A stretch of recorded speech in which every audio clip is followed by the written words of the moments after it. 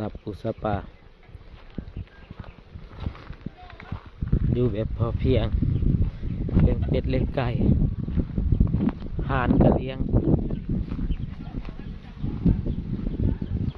ห่านก็4-5 ตัว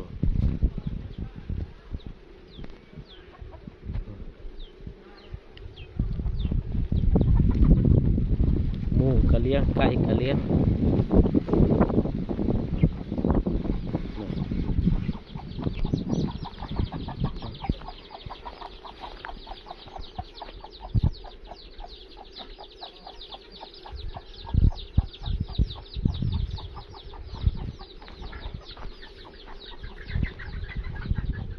นี่คอกงูนี่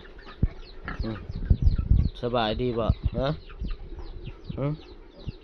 เฮ็ดหน้าปิดตาสังแต่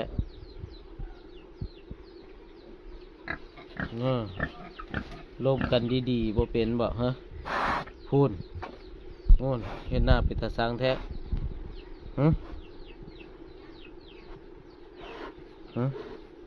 พูนมีพี่สัง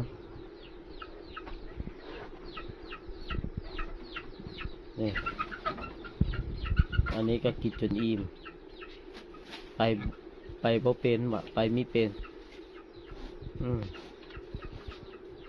ไก่ก็มากินหำมันเนี่ยอันนี้แม่ห้างลูกติดนี่เสื้อหมูป่า